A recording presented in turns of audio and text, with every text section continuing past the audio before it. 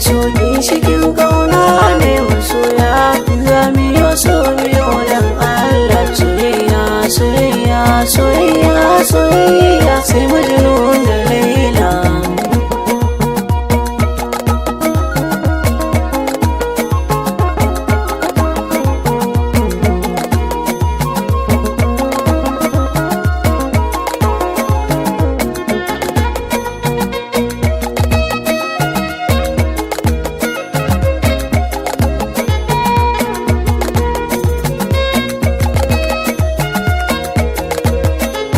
Ta so da daɗi ko da ga mai ƙinka in ya faɗe ta za ka ji daɗi a zuciyarka. Fisilar ta na ji an yi kisan kai ka daina shakka yau sai ta sa ka murna watan ta sa ka kuka. Ka sanya Majnun mai aiki sai da waka waka yake yi wa Laila na yabo gare ta.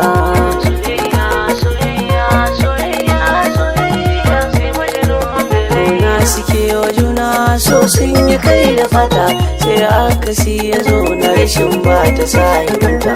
Kullum bakin ciki sanadi har ta rasaranta an kai ta makabarta ya dokare ya bita.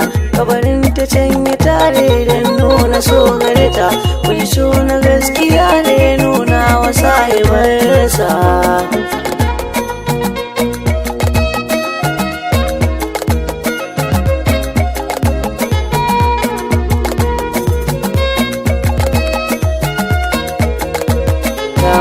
Zuciyarta da kuna silar rashinsa mai godiya da nuna larcin da ta yi mursa. Mai alkawar anan ne zai kara rayuwarsa ta yarda ya zaman makabarta da sahibarsa. Haka da yanan ya zauna tsofa ya riske sa gashi ya lullube masa fuska da jikinsa.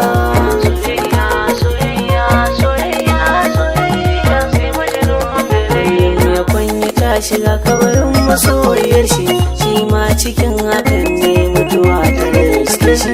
Majnun ya yi halarci gulle lagen shi in dai da so jikin ka ka dage ka zama kamar shi.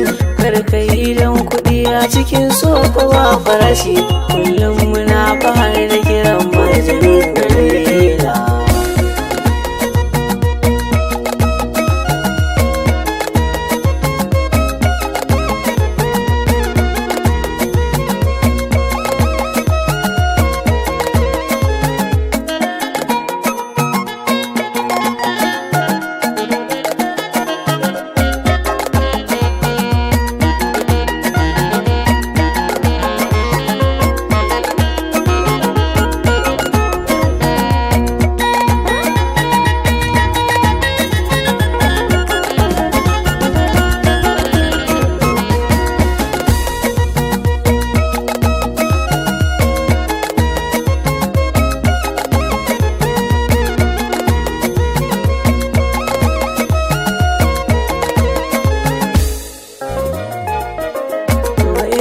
Hasken taurari da bai da iyaka ko hasken farin wata ka kare kallonka.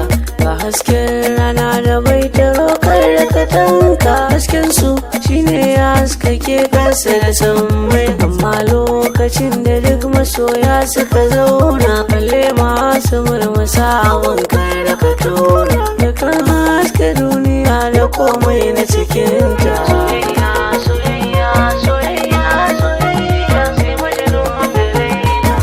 So shi ne abu guda mai tasiri so ya zama dole gumma mata da samari. Yanayin da za mu tsinci kai sai mai juriyar kona a so mu daina yin niyyar biya sakona gare ku karkuce za ku yi turji Adam ASM kira ni yaro mai juriya masoya Allah ya bar ku ba na son wariya.